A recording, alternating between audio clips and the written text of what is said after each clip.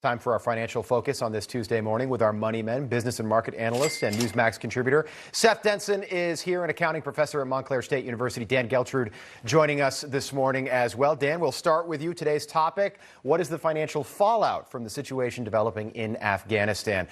First question, and I'm curious, Seth, what are you most, Dan, what are you most concerned about? And what does this mean for everyday Americans who probably don't spend their days thinking about Afghanistan?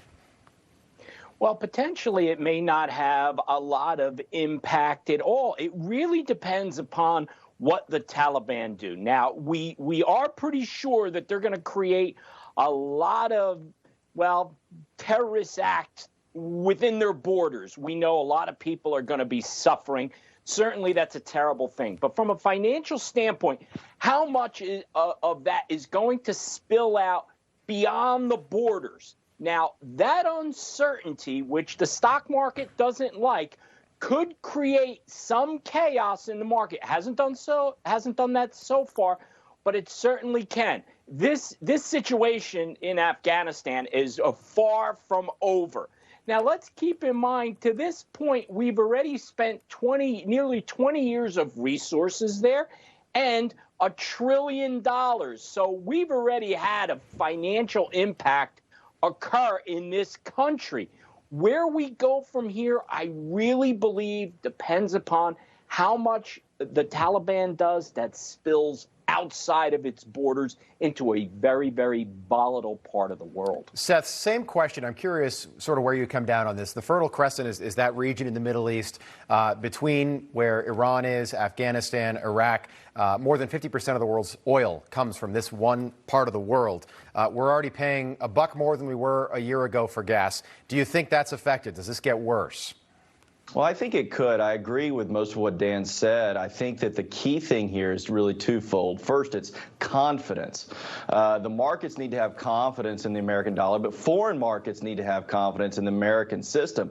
And what President Biden did yesterday in his speech, I think, was not send a message of confidence, not to our allies, nor to the global markets. And the global markets reacted last night, I think, a bit. Now, interestingly enough, Rob, to your point on oil, yeah, there's a lot of oil in the ground in Afghanistan, but nobody can figure out exactly how to get it out. And I think that's in large part because who wants to really go set up shop in Afghanistan and mine it? But nonetheless, there's oil there. Afghanistan's mostly only generating agriculture goods from an exports perspective, and they barely export anything. Most of their stuff is internally consumed. They don't have a $20 billion economy. That's our smallest economy in the United States, Vermont, and that's nearly double that. So, right.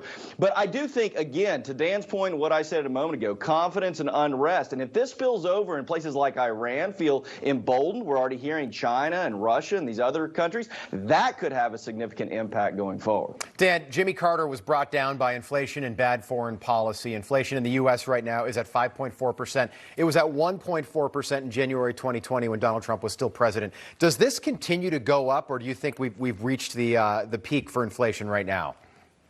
I do not think we have reached the peak of inflation. I think inflation is driven by supply and demand. We are certainly all over the gas pedal related to demand. Supply, not so much. So when you have that mismatch, and I believe we are going to continue to have that mismatch based upon what the proposed legislation is by the Biden administration, which is to continue to pump money into the system, to continue to spend for stimulus. These things are going to overcharge the economy. The one way that can be brought into line is by raising interest rates. And raising interest rates will have a dramatic impact on the economy. So to answer your question very directly, I do not believe we have hit the ceiling for inflation. I think it's going to keep going for quite some time. Yeah, the Fed has telegraphed that could be coming, but we haven't seen anything definitive yet when it comes to raising interest rates. Still a good time to buy a house if you're in the market right now. Seth, did you say that Vermont has the lowest GDP in the country of all 50 states? Yes, sir. I did not know that. Do you know offhand what the number is? Right at $36 billion. Wow, and I imagine California is number one. Last count, I believe it is, followed by, you've got Texas and New York. Yeah, number two. That's fascinating. All right, guys, great to see you again. As always, enjoyed it. Seth Denson, Dan Geltrude, always fascinating. Appreciate it. Thanks, Rob. All right, before we